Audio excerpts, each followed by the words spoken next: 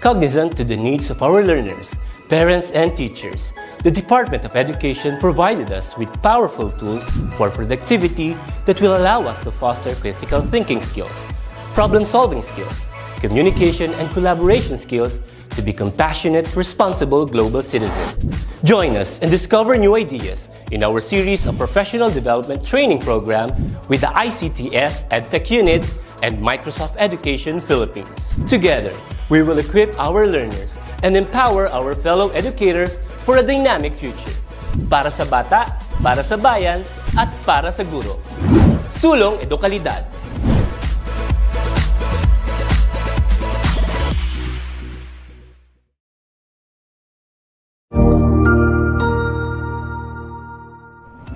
Magandang araw, Sir Wilbur po, at your service. Narito ang ETUlay upang gabayan ka sa inyong pag-aaral upang lubos na maunawaan ang iba't ibang paksa o subject. Ang ETUlay ay isang free online tutorial class na pinangungunahan ng ICTS Educational Technology Unit sa pamumuno ni Undersecretary Elaine Del B. Pascua. Ang programang ito ay hindi lamang para sa mga bata, kundi ito rin ay magsisilbing gabay sa mga magulang at mga guro kung paano nila ituturo o gagabayan sa bawat asignatura ang kanilang mga anak o mga estudyante. Sa kasalukuyan, ang self-learning module mula sa rehiyon ng Calabarzon at kilala sa tawag na pivot ang ginagamit sa ating ETUlay online class. Kaya ano pang hinihintay ninyo? Ihanda na ang inyong mga ballpen o lapis, papel o kwaderno at samahan kaming itulay ang pagkatuto para sa bawat batang Pilipino. Sama-sama tayong magtutulungan para malampasan ang mga hamon sa panahong ito. Halina't matuto kasama ang inyong online tutor sa oras na ito.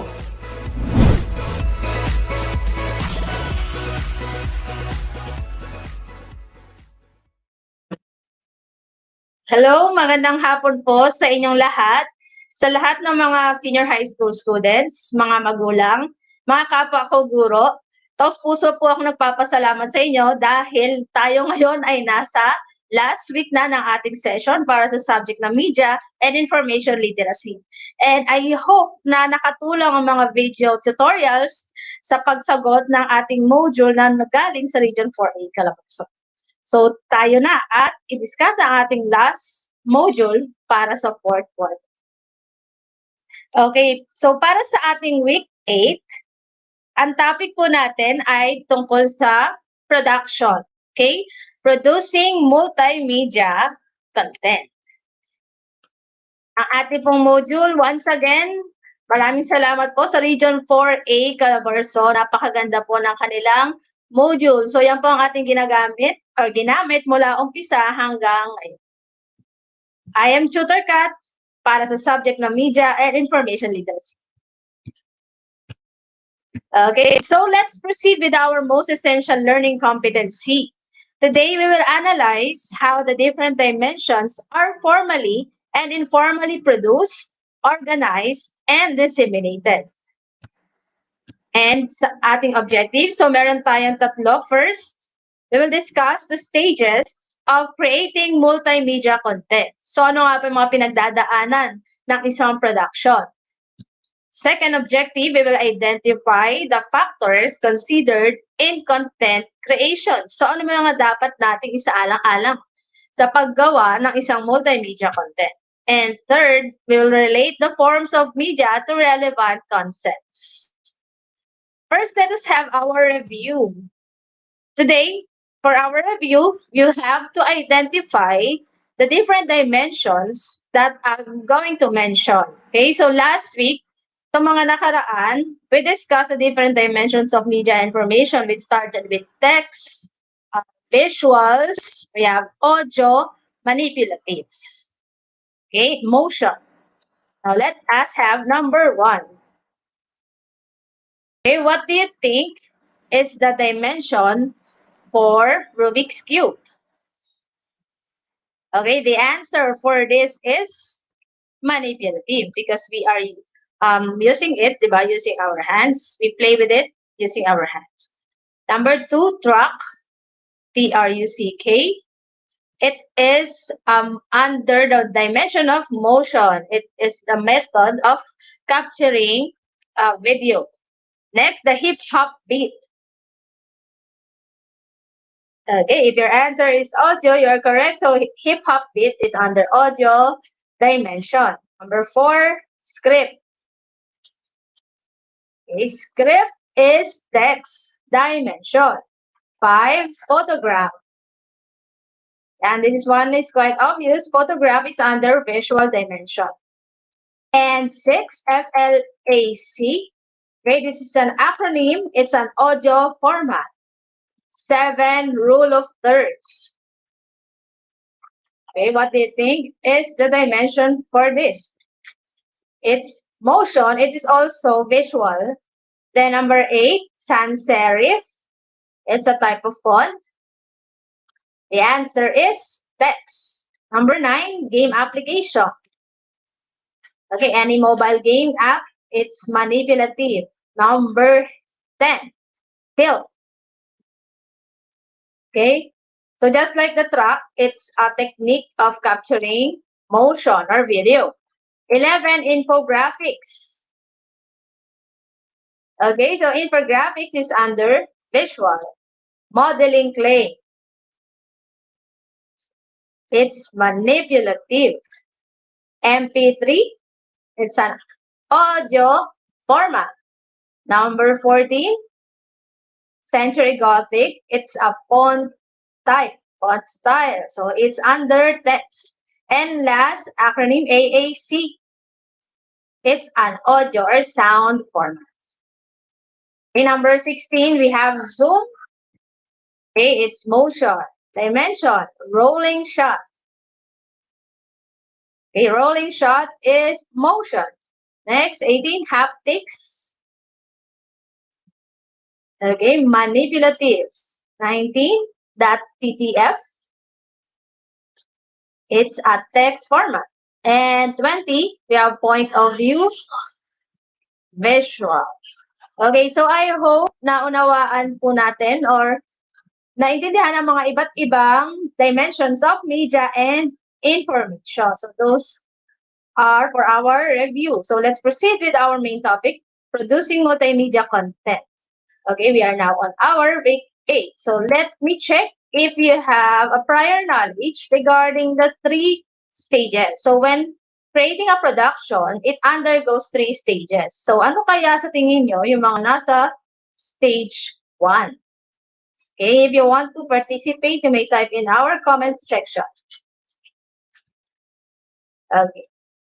So the options are there, dun sa taas. And let's see. So stage 1, we have the creative briefing. We have the script writing and the storyboarding. So later, mas maunawaan natin kung ano ba yung tawag sa stage 1 na yan. Stage 2 at stage 3. Stage 2, we have their shooting, graphic designing, and sound recording. And para sa ating stage 3, we have the editing, user testing. Okay, so let's start. So what are the factors to consider in producing a good content? So ano pa yung mga dapat natin consider para makagawa tayo ng isang magandang content? Okay? So meron tayong dalawang klase ng multimedia content. It could be a formal or informal multimedia content. So kailan siya masasabi na ang multimedia na ginawa mo is under formal at kung ito ay under ng informal. Kapag formal, ito yung mga webinars, newscasts, textbooks, documentaries, and the like. While yung informal naman, yun yung mga vlogs, mga video games, texting, TV variety shows, and etc. Now, we cannot say na formal is better than informal. They are of equal footing as long as yung formal at yung informal multimedia content is na-achieve niya yung goal niya, yung specific information na gusto niyang ma-relay sa kanyang target audience. Okay? So let us now identify ano nga ba yung mga factors na yun na dapat nating i-establish muna o malaman bago tayo gumawa ng isang multimedia content. First one, establish your thesis statement. Okay? Pag sinabi natin thesis statement, it is the first concern of any storyteller. Every content has a story, di ba? Even if it is not text-based. So the content is the message, the source, you wishes to inform the audience. So dapat clear sa mind natin, ano ba yung goal natin? Ano ba yung information na gusto nating ibigay? Okay, so establish your thesis statement. Then number 2, you have to know your audience. So kilalanin natin sino nga ba yung target natin na manood. Yung video yan, sino ba yung target natin na magbasa ng books? Sino ba yung target natin na maglaro ng game? Kung game app naman yung ginawa mo, and so on. You have to know their preferences, yung kanilang level of understanding, their biases, and yung kanilang manner of thinking. In that way, mas madali mo silang mahuhook doon or makakatch ang kanilang attention doon sa multimedia content na iyong. Number 3, determine your purpose. Okay, so once you have identified your audience, you must determine the purpose. So why are you producing a content? Gusto mo bang i-entertain sila? Gusto mo bang magturo? You want to correct wrong perceptions? Do you want to call somebody's attention? Do you want to advertise, market something? And so on and so forth. So ano ba ang goal mo? So you have to determine your purpose. Number 4, you need to choose your style. So decide, pag sinabi natin style, you have to decide on the genre that you will employ. So would you go for an academic discussion? Ano yung technique na gagawin mo doon sa gawa mo ng multimedia content? Storytelling ba siya? Through vlogging ba siya? Gagawa ka ba ng song? And etc. Next, number 5 factor that you need to consider is that you have to think of an innovation. Today's generation is always in search for novelties, so things that they have never seen before, and ideas that are fresh and new. Sa sobrang daming content na makikita natin sa internet, diba, hindi madali na mapansin yung gagawin nating content. Sabi nga ng mga YouTube vloggers, napakahirap sa umpisa. So, ang una dapat natin gawin, diba, ang una nyo dapat isipin, kung kayo ay may goal na maging YouTube vlogger, is to think of something unique. What will your video, ano yung pwede nyo i-offer doon sa video nyo na iba doon sa mga usual na nakikita nila sa YouTube or other contents. So you have to plan. You have to innovate. 6, decide your language. Okay? So a person's foreign language hits the mind, and his or her native language hits the heart. So sabi nga, di ba, kapag ginamit natin yung native language natin na Filipino or Tagalog, mas naiintindihan, bukod sa naiintindihan, nauunawaan, nakukuha din natin yung emotion, yung right emotion na gusto nating ma-achieve doon sa audience natin with our multimedia content. Number 7, we have to explore other options. Okay? Enough na ba yung single medium or isang medium for you to inform? Enough na ba ang Facebook, ang Instagram? So, dito naman sa number 7, we have to bear in mind na sobrang daming social media platforms. So, if you wanted to go wide, public talaga, public broadcast, kailangan mong malaman ano ba yung mga iba't ibang platforms na meron ang mga netizens. So, you can post it sabay-sabay. You have Twitter, Instagram, you have Facebook, you have YouTube, and etc. You have TikTok. Yan. Actually, in TikTok, medyo nagbo-boom na siya ngayon. Although, sobrang iksi lang nung oras ng pagbe-video, pero mas madali makagain ng views din doon. At madali siyang mapansin kasi isa yan sa mga social media platforms na sikat ngayon. Okay? And number 8, think of what others can give back. Okay? Dito, hindi ko tinutukoy dito yung pera or how much you're going to get out of your work. This is all about the effect on your audience upon viewing the content. So, sabi nga nila, di ba, ang isang movie, masasabi mo siyang effective kung yung drama movie na yan ay talagang napaiyak yung nanonood. Kung yung comedy genre ng movie na yun ay talagang napatawa yung audience. So, dapat ma-hit natin yung right emotion with our content. In that way, the multimedia content will be much more effective. Okay, so those are the 8 factors to consider when producing a multimedia. So, para mas madali natin tandaan, lagi lang natin itong isipin. The top silog. Yan, that will be the acrostic for factors to consider when producing multimedia content. Top silog, thesis statement, audience, determine the purpose, choose your style, think of an innovation, decide your language, explore other options, and think of what others can give back. Okay, so let's now proceed with the stages of multimedia. Okay, so yung stage 1 kanina sa ating pre-assessment, ang tawag doon ay the pre-production stage. Okay? Pre meaning before the production happens. So ano yung mga preparation? Pre-production stage. Next is the production stage or during. Yun na yung ongoing na yung production.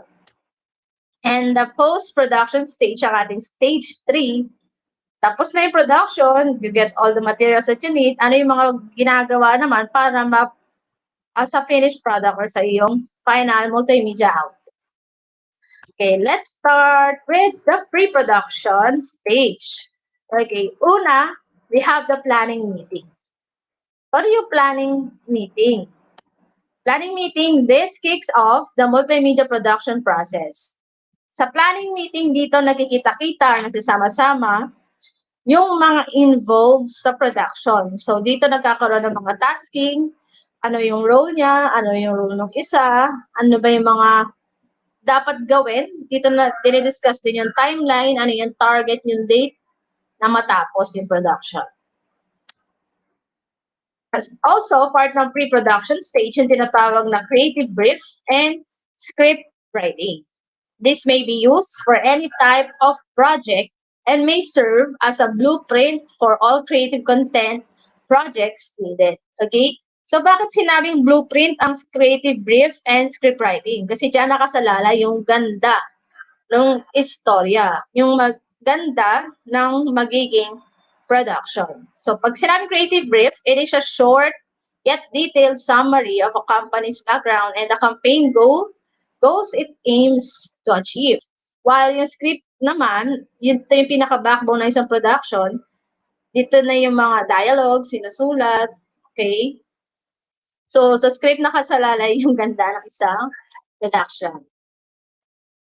Or also part of the pre-production stage, yung tinatawag nating storyboarding. Storyboarding is to tie the elements together. It is a visual representation of a film sequence and breaks down the action into individual panels. It sketches out how a video sequence will unfold.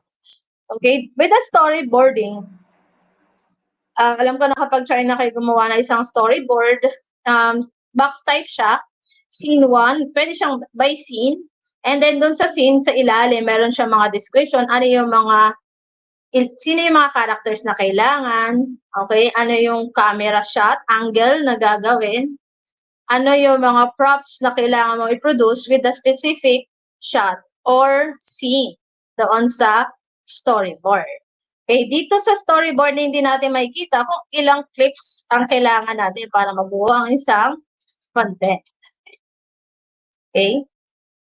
Let's go to the production stage. Pag sinabi natin production stage, it is the production and the designing of visual aspects. Ito yung pinakamahabang process sa isang production. Okay, the production staff creates graphics. Okay, they shoot photo stills, videos, they record sound, they collect all necessary images. The design is always done with an eye towards the audience. Okay, so dito na yung medyo magulo. Yung pinakamahabang part na isang production. Kasi dyan na kayo mag-shoot, kailangan tama yung lighting, yung makeup ng artist dapat maganda, maayos, Angulo dapat tama, yung sound effects, yan. Yan yung production stage. And last, we have the post-production stage. Okay? First is the review and editing. This is also called the post-production stage. It is the most complex of all multimedia development process. Bakit siya tinawag na complex? Okay? Tinawag siyang complex kasi dito na hawak mo na lahat ng mga materials. Different videos, pictures, sounds.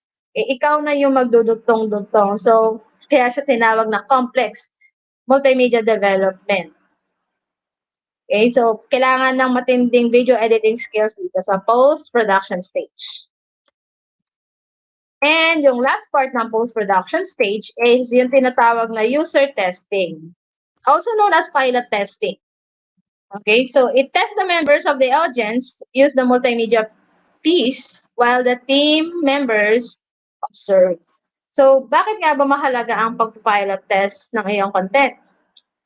Kasi with pilot testing, pag sinabing pilot testing, kukuha ka lang ng ilang tao or individual na target audience mo. And then, kuha ka sa kanila ng feedback, ano yung mga things to improve, ano yung mga dadagdag or babawasan doon sa iyong content. In that way, kapag nag-render ka na ulit, naayos mo na ulit, mas magiging maganda ang iyong content or kalalabasan ng iyong multimedia app. Okay, so those are the 3 stages of production. We have pre-production, the production, and the post-production stage. So now let us work on the first 3 things to consider in preparing a creative content. So this is an activity sa ating pong module. So we have to identify the thesis statement, the audience, and the purpose. So kinuha lang natin yung TAP sa top silog. So I'm going to give an example here. Ayan, sa module din po yan, yung poster A. Okay? Ang title nito ay, then it's license under CC. Ayan. Na ano kaya sa tingin niyo yung thesis statement dito sa poster na to? And who are the main audience of this poster? So, para kanino kaya itong poster na to? And what do you think is the purpose of this poster? Ano kaya yung advocacy na gustong paratingin or yung meaning na gustong ipahiwatig sa target audience niya?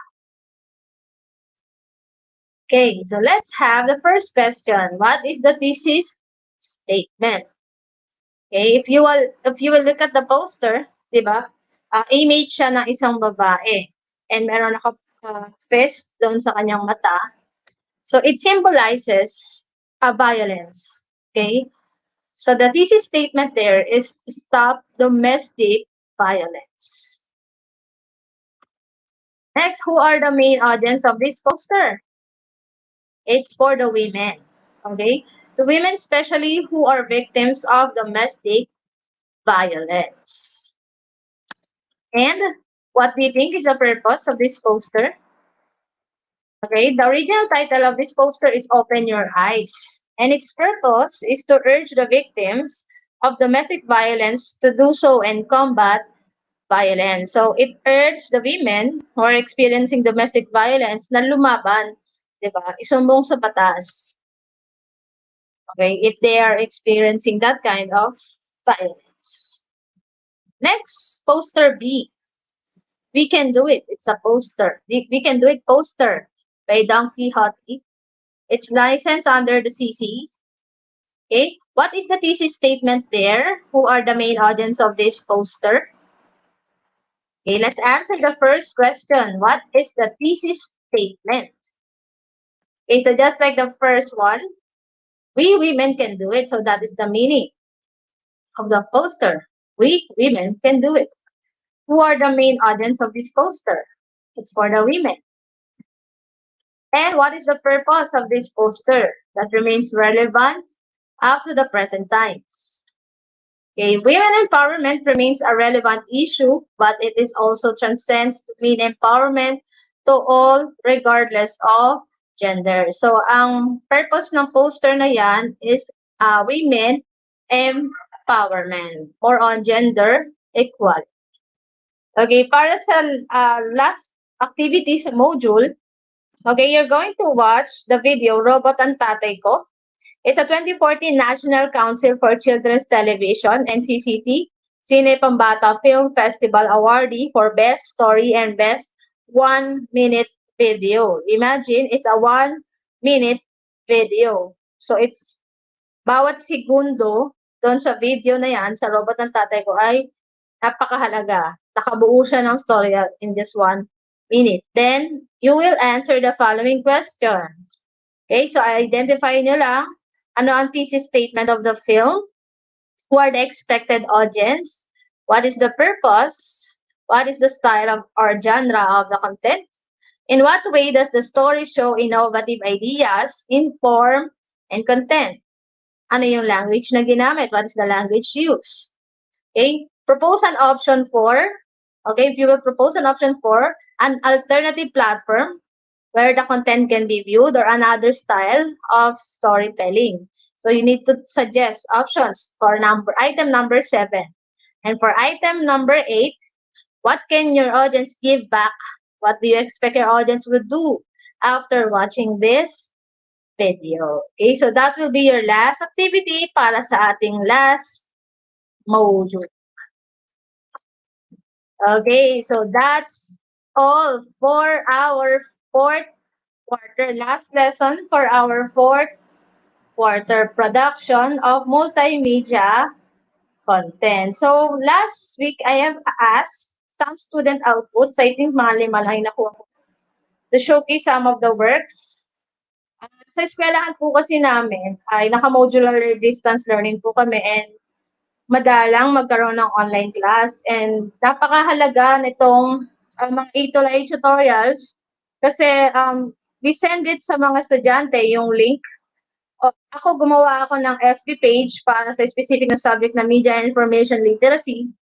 And every time na ipopost ko yung video about lesson 1 or module 1, follow na doon yung soft copy ng module para madaling makapagsagot yung mga bata. Kasi hindi sila nakakanood ng actual live. Una, yung time slot is 4:40. So, anytime nilang i-access yung FB page, pwede nilang mapanood. Okay? So, ito yung mga ibang outputs nila. Yan. Sa papel. Kasi naka-modular kami. Yan. So, ilan lang yan. So, 4 lang yung nakuha ko, pero madami pa po yan. And ito yung sample student feedback. It's a video from a grade 12 student about sa kanyang experience sa ETUlay tutorial ng MI. Let's watch this. I hope madidik. Good day everyone. My name is Bayarin Endelara from 12th Century. Ngayon ay aking ibabahagi ang naitulong ng ETUlay at ETUlay sa aking pag-aaral sa subject ng Media Information and Literacy. Ngayon na tayo ay may kinaharap na problema dulot ng COVID-19. Lahat ng pangyayari sa ating buhay ay naapektuhan nito. At isa na dito ang pag-aaral ng mga kabataang katulad ko. Aminado akong nahirapan ako sa pag-a-adjust ng mga bagong paraan ng pag-aaral, katulad ng modular and online distance learning. Ang aming paaralan ay napili ang modular distance learning sa pag-aaral ng mga kabataan. Aminado akong mahirap ito dahil kahit nasa module na yung mga lessons, activities, and mga explanations, may mga part pa rin dito na hindi naiintindihan ng mga estudyante at kailangan pa rin ang gabay ng mga guro. Buti na lamang at merong ETUlay at ETUlay na patuloy na tumutulong at nag-explain sa amin ng mga lessons na hindi namin naiintindihan. Sa pamamagitan nito, mas napapadali at mas may natutunan ako sa subject na Media Information and Literacy. Every time na nanonood ako dito, para lamang ako nasa eskwelahan dahil may puro nagtuturo, handang magpaliwanag ng malinaw, informative at maiintindihan talaga ng mga estudyante. At dahil Media Information Literacy ang subject na aking pinag-aaralan, hindi pwedeng mawala dito ang technology. Because of ETUlay, ETUlay, and Media Information Literacy, nalaman ko ang tamang paggamit ng mga technologies na ating ginagamit araw-araw. At kung paano nabago ng technology ang ating buhay at kung gaano ito kahalaga. Kaya bilang isang estudyante, nais ko i-motivate lalo ang mga teachers na ipagpatuloy pa nila ang ganitong uri ng teaching method upang mas marami pa silang estudyante matulungan na hindi fast learner at nahihirapan sa pagsasagot ng mga modules at nahihirapan sa pag-a-adjust ng makabagong paraan ng pag-aaral. Yan, thank you so much, Rayalyn D. Para hindi masyado expose sa kanyang buong pangalan. She's a grade 12 MIL student. Here's another video from a grade 12 student. I'm Faith. Faith Sarmiento, student of Tulumboy National High School, grade 12 STEM June. Ngayon ay nais kong ibahagi ang naging karanasan ko sa school year na ito. Bilang mag-aaral na nakaranas ng distance learning, naging mahirap man ang naging proseso ng pag-a-adjust, katulad ng online learning, pero dahil sa pahirapan sa paghanap ng stable na internet, modular ang aking natiling paraan upang ipagpatuloy ang school year na ito. Sa tulong ng ating guro, sa paggawa ng mga video at pagla-live ng tutorial sa ETUlay FB Live, naging mas madali naming naintindihan ang mga lessons na nakalagay sa aming mga module, lalo na sa subject ng Media Information Literacy, na tumutukoy sa wastong paggamit ng social media at pagpapakalat ng tamang informasyon. Sa tulong ng ETUlay FB Live, matutunan ko ang kahalagahan ng pagpapakalat ng tamang informasyon at paggamit ng mga social media platforms. Dahil sa technology, naging mas madali ang ating pamumuhay at pakikipag-communicate sa iba't ibang tao. Natutunan ko rin ang kahalagahan ng pagbabahagi ng impormasyon na iyong pinangahawakan ay totoo. At mayroong pruweba nang sa gayon ay maiwasan ang pagkalat ng mga maling kaalaman sa mga inosenteng tao na makikibalita sa iyo. Ang paraan na ito na pagtuturo ng ating guro upang magabayan ang mga estudyanteng kagaya ko ay mas magandang palawigin nang sa gayon ay magamit pa ng mga estudyante sa mga susunod na henerasyon at makatulong sa pagpapalawak ng kanilang kaalaman tungkol sa paggamit ng teknolohiya. Okay, so yun si Faith at Rayalyn. Actually, marami pang nag-send ng mga kanilang feedback regarding our Facebook Live with ETUlay online tutorial.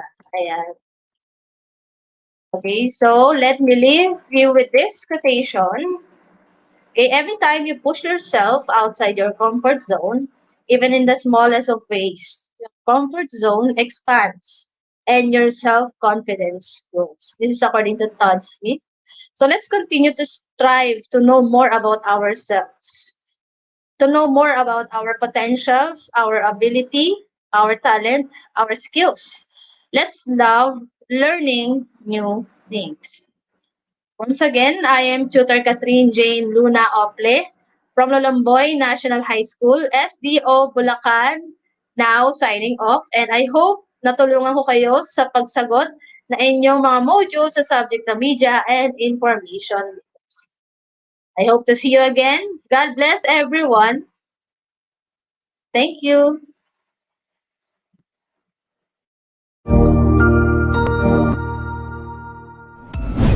Sigurado ako na marami ka na namang natutuhan sa ating ETUlay tutorial session ngayong araw. Tandaan, ito ay hindi lamang para sa ating mga mag-aaral, kundi pati rin sa ating mga minamahal na guro at mga magulang na kaagapay natin para maituloy ang pagkatuto sa kabila ng nararanasang pandemya. Patuloy ding sumubaybay sa DepEd TV para sa mga araling ginawang video episodes. Mapapanood ito mula Lunes hanggang Sabado, alas 7 ng umaga hanggang alas 7 ng gabi sa inyong mga telebisyon. Abangan bukas mula alauna ng tanghali ang iba pang aralin sa ating ETUlay free online tutorial session sa English. I-like and subscribe at manatiling nakasubaybay sa ating ETUlay tutorial session sa DepEd Edtech Unit FB page at Educational Technology Unit channel sa YouTube at sa DepEd Tayo at DepEd Philippines social media accounts. Paalam!